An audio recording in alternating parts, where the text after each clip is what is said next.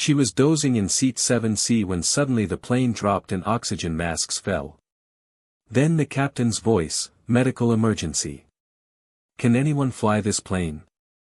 Nobody moved. Until she remembered something from 15 years ago that could save them all. Before you watch full story, comment below from which country are you watching. Don't forget to subscribe for more stories. Sarah Mitchell had never been afraid of flying. At 32 years old, she had probably taken more flights than most people take in a lifetime.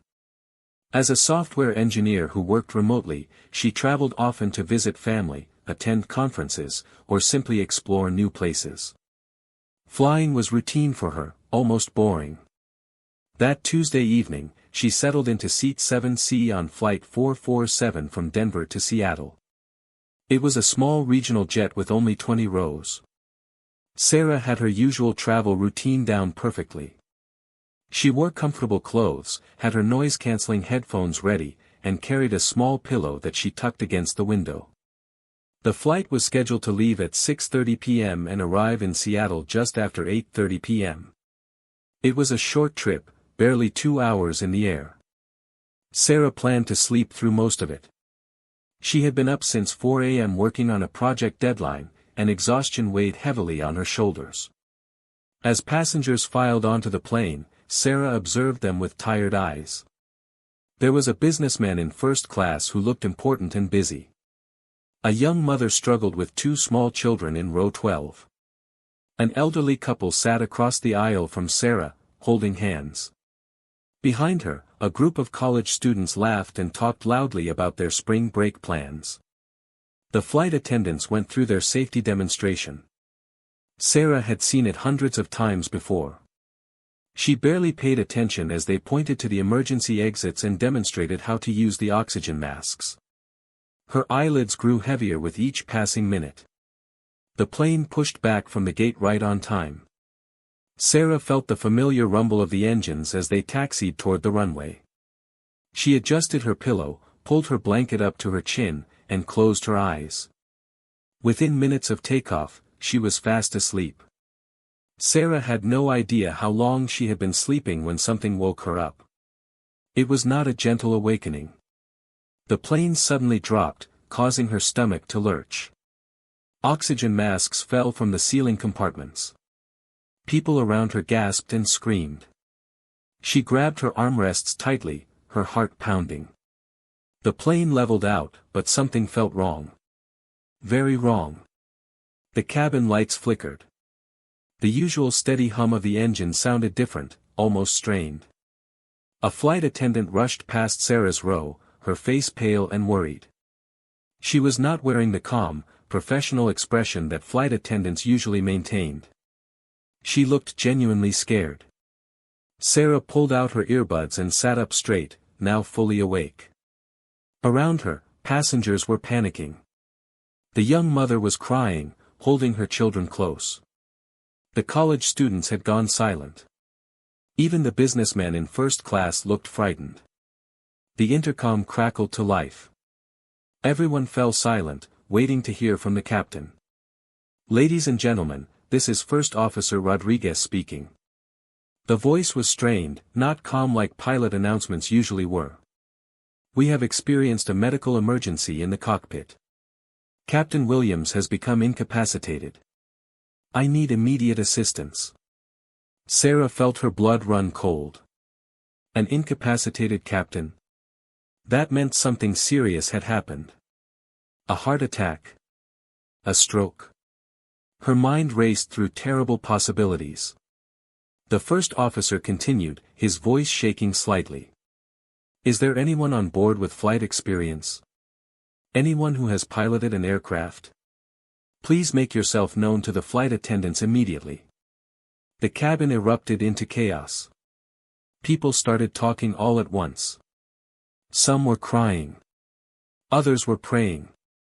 Sarah heard someone behind her say, "We're going to die." She looked around desperately, hoping someone would stand up and volunteer.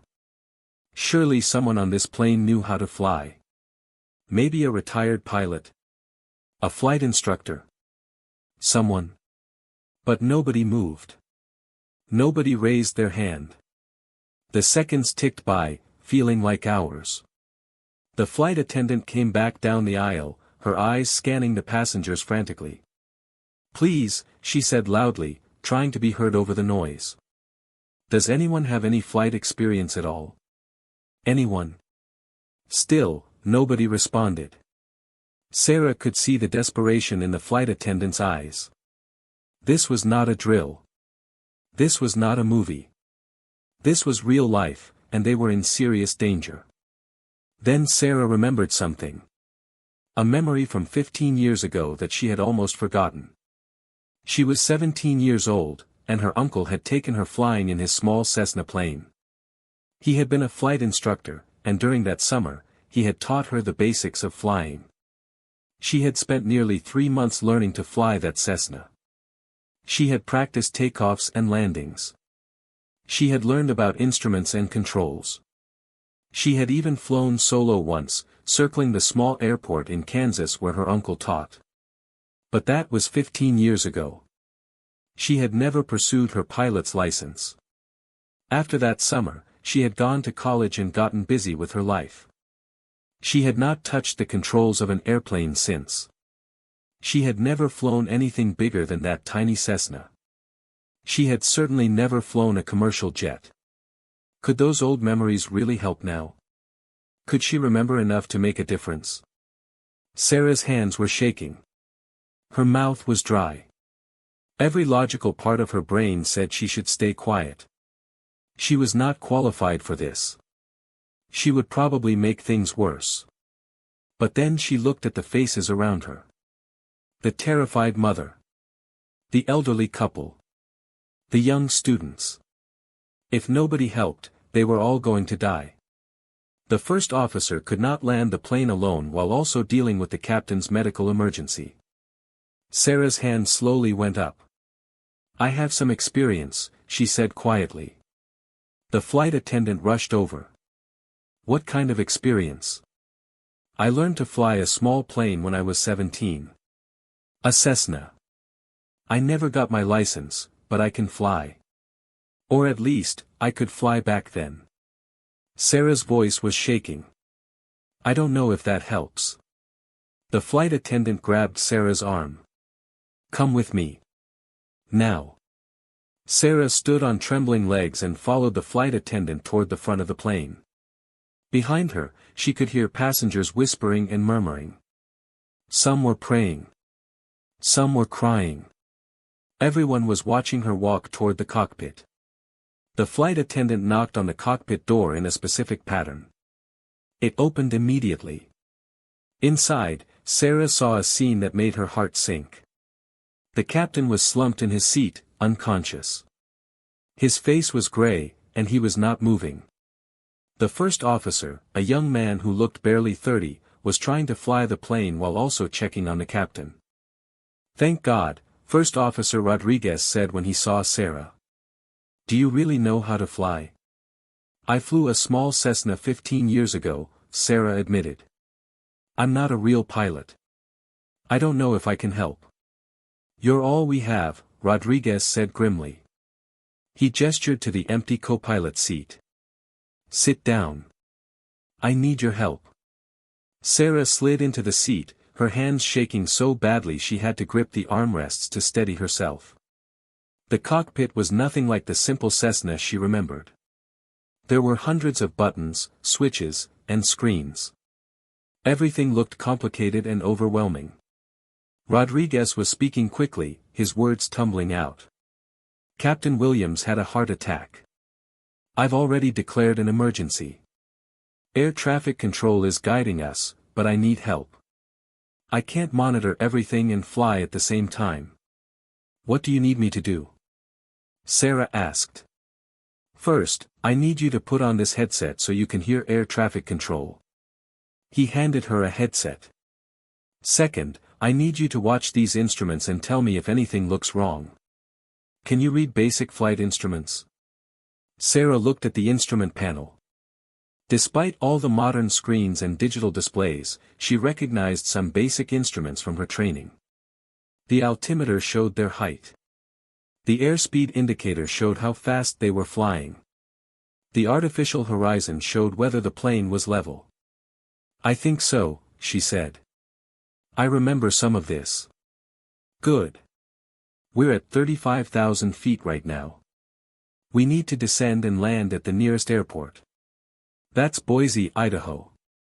It's about 40 minutes away." 40 minutes. Sarah's mind reeled. Could she help keep this plane in the air for 40 minutes? A voice crackled through the headset. "Flight 447, this is Denver Center. We show you descending. What is your status?" Rodriguez pressed a button and spoke into his microphone. "Denver Center, Flight 447. We have declared an emergency. Captain is incapacitated with suspected heart attack. I have a passenger with minimal flight experience assisting me. We are proceeding to Boise for emergency landing. Roger, Flight 447. We are clearing all traffic. You are Priority 1. Boise emergency crews are being notified. Descend and maintain flight level 250. Sarah listened to this exchange with growing fear. This was really happening.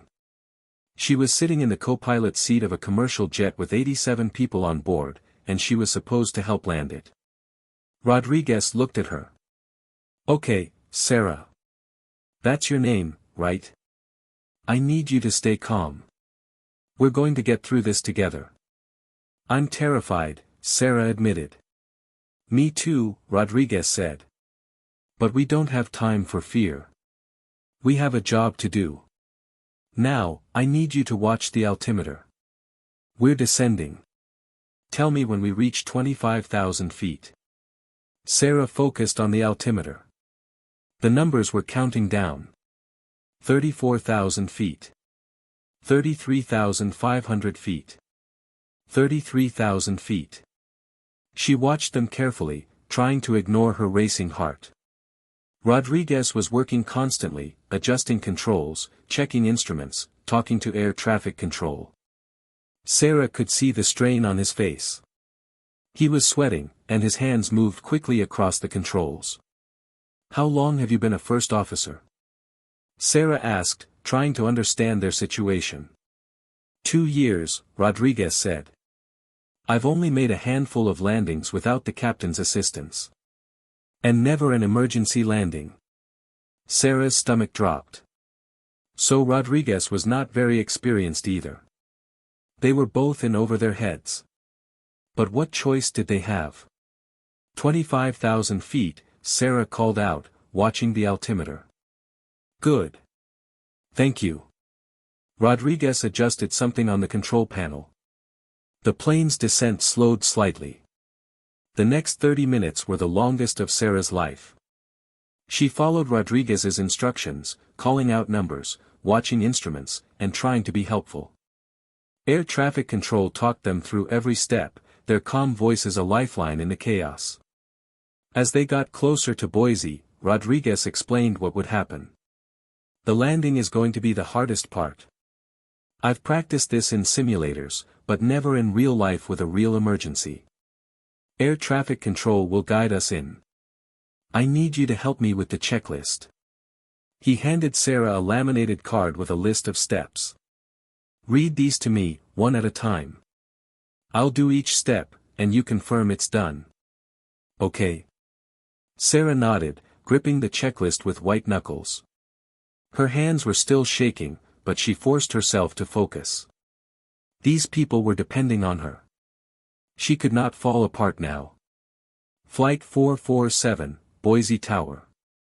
You are cleared for emergency landing on runway 10 right. Wind is calm. Emergency vehicles are standing by. You are 3 miles from runway. Reduce speed to 180 knots." Rodriguez worked the controls, and Sarah felt the plane slow down. She could see lights in the distance. That must be the airport. "Landing gear," Rodriguez said. Sarah looked at the checklist. "Lower landing gear," she read. Rodriguez flipped a switch. There was a loud mechanical sound as the wheels lowered beneath the plane. Sarah felt a slight vibration. Landing gear down and locked, Rodriguez confirmed. 3 green lights. Sarah saw 3 green indicators light up on the panel. Confirmed. 3 green lights. They went through more checklist items. Flaps. Speed brakes. Final approach configuration. Sarah read each item, and Rodriguez executed it. They worked together like a team, even though they had just met. 2 miles from runway, the tower said. Maintain current heading. You're looking good, 447. Sarah could see the runway clearly now. It was lit up like a bright stripe in the darkness. She could also see flashing lights from emergency vehicles lined up along the sides. Fire trucks. Ambulances. They were all waiting. 1 mile from runway. The plane was descending toward the ground. Sarah could see buildings and roads below them. Everything was getting closer and closer. Her heart was pounding so hard she thought it might burst from her chest. Rodriguez's hands gripped the controls tightly. Sweat dripped down his face. Come on, he muttered to himself. Come on. Sarah realized she was holding her breath. She forced herself to breathe. 500 feet. 400 feet. 300 feet. The ground was rushing up to meet them. Sarah could see individual cars on the roads. She could see the runway markings clearly. 200 feet. 100 feet. Rodriguez pulled back slightly on the controls. The plane's nose lifted just a bit. And then, with a hard bump and a screech of tires, they hit the runway. The plane bounced once, then settled down. Rodriguez immediately engaged the brakes and reverse thrusters. Sarah was thrown forward against her seatbelt as the plane decelerated rapidly. They were slowing down. They were on the ground. They were alive. The plane rolled to a stop about halfway down the runway. For a moment, there was complete silence in the cockpit. Then Rodriguez let out a long breath. We made it, he said, his voice filled with disbelief. We actually made it. Sarah started crying. She could not help it. The fear and tension of the last hour came pouring out. Her whole body was shaking. Emergency vehicles surrounded the plane immediately. Paramedics rushed aboard to help the captain. Fire trucks stood ready in case of fire. Police cars blocked off the area. The passengers erupted into cheers and applause when they realized they were safely on the ground. People were hugging each other, crying, and laughing with relief. The young mother was kissing her children. The elderly couple was holding each other tightly. Even the businessman was wiping tears from his eyes. Flight attendants opened the doors, and passengers began to evacuate down the emergency slides. It was chaotic but organized. Everyone was getting off the plane safely. Sarah sat in the co-pilot's seat, still too shaken to move. Rodriguez was talking to the tower, explaining the situation, coordinating with emergency personnel. He was still in professional mode, taking care of business. A paramedic climbed into the cockpit to check on Sarah. Are you injured, ma'am? No, Sarah said. I'm okay. Just scared. What you did was incredibly brave, the paramedic said. You helped save a lot of lives today. Sarah shook her head. I barely did anything. Rodriguez did all the flying. I just watched some instruments. You did more than that, Rodriguez said, overhearing her. He had finished his radio calls and was now looking at Sarah with gratitude. You stayed calm. You helped me focus. You read the checklists. I couldn't have done this alone. You were my crew, Sarah. We saved these people together. Eventually, Sarah climbed out of the cockpit on shaky legs. As she walked through the empty cabin toward the exit, she looked at the seats where all those people had been sitting. All those lives. All those families. They had all made it home safely. Outside, at the bottom of the emergency slide, airport officials were waiting for her. There were also several reporters with cameras. News of the emergency landing had spread quickly. "Are you the passenger who helped fly the plane?" one reporter shouted. Sarah did not know what to say. She felt overwhelmed by all the attention. She just wanted to go somewhere quiet and process what had happened.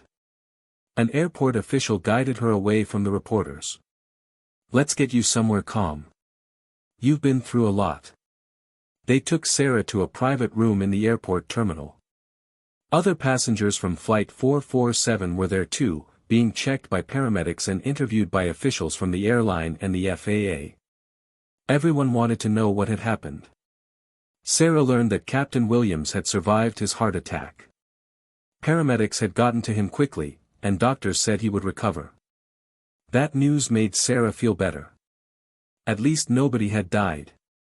Over the next few hours, Sarah was interviewed multiple times. FAA investigators wanted to know exactly what she had done in the cockpit.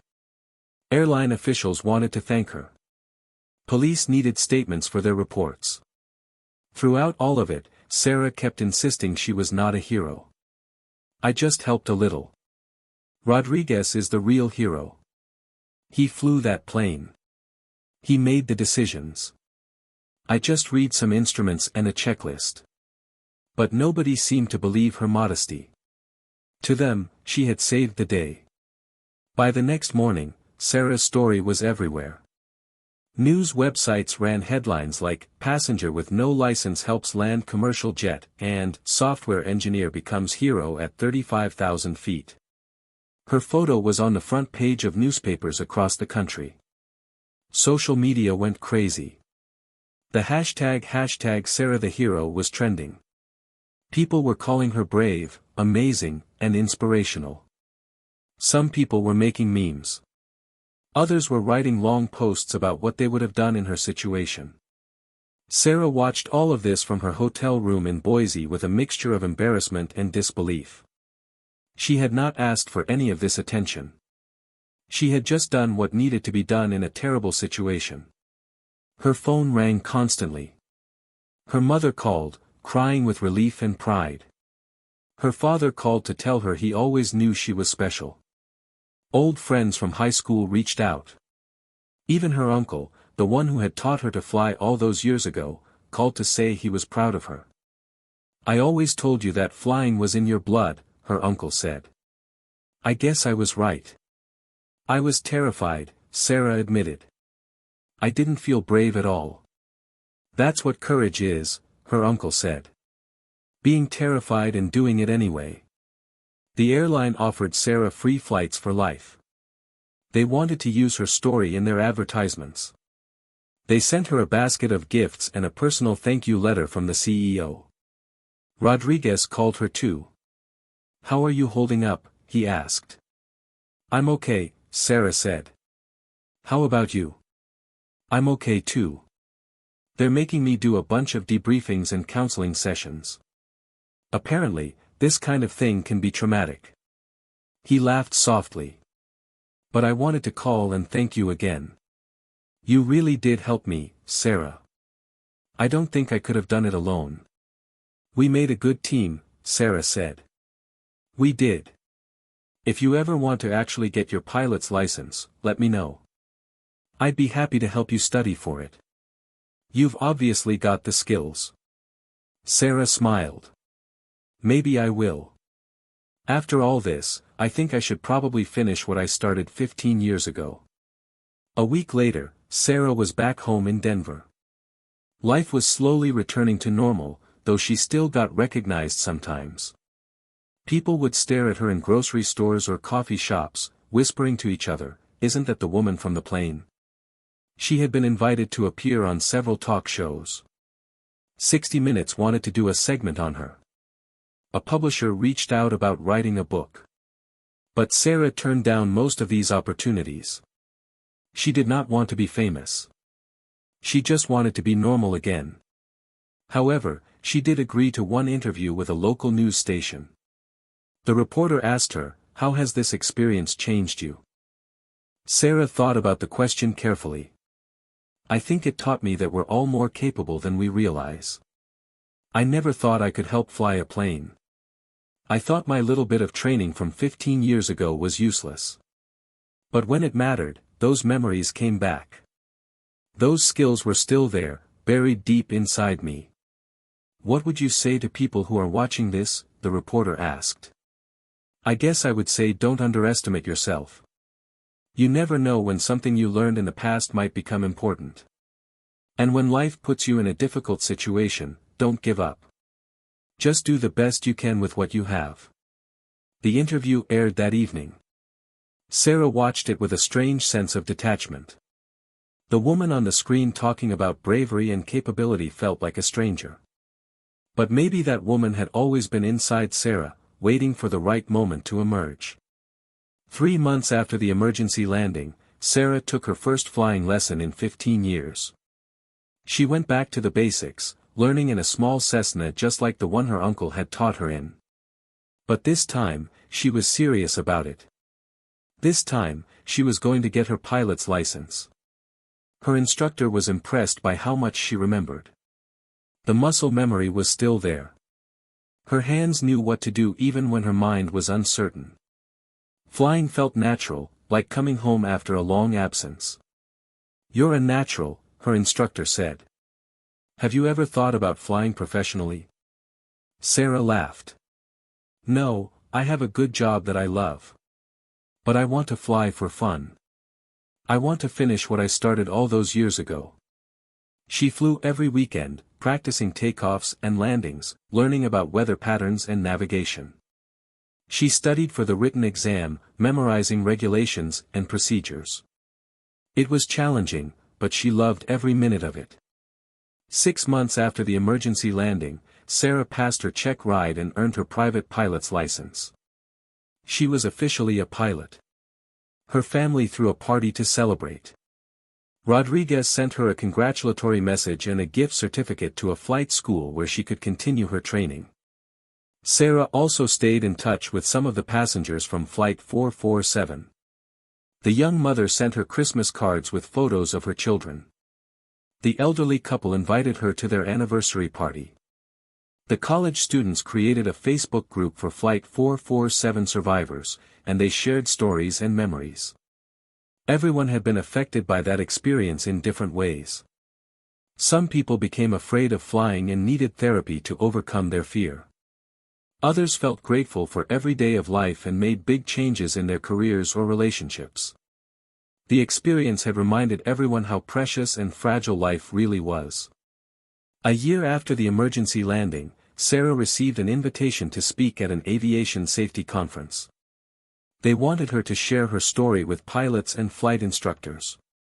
She was nervous about speaking to such a professional audience, but she agreed.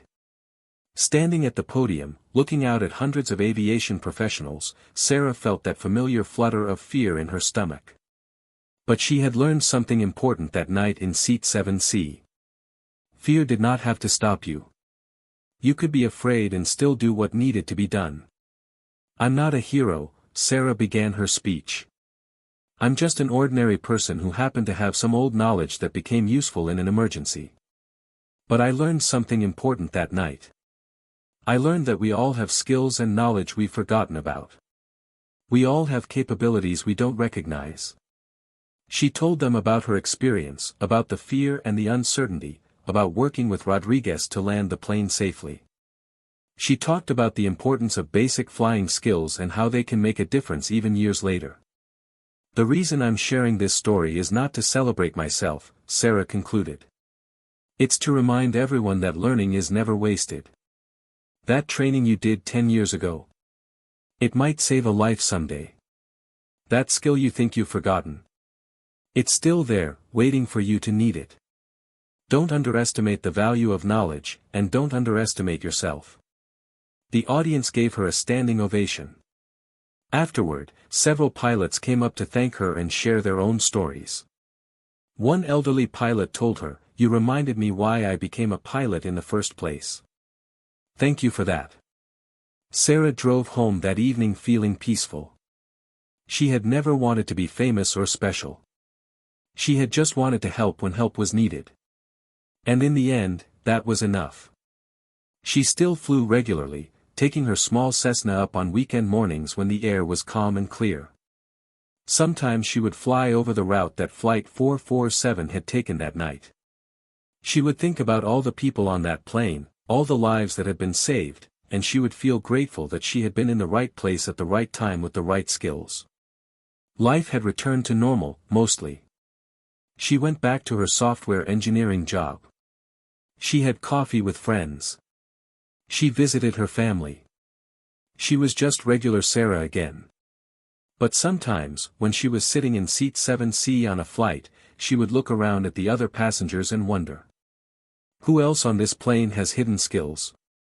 Who else is more capable than they realize? Who else might be called upon someday to do something extraordinary? The answer, Sarah had learned, was everyone. Every single person has something special inside them. Most people never find out what it is. But Sarah had found out, at 35,000 feet, when a voice asked if anyone could fly a plane. And she had answered yes.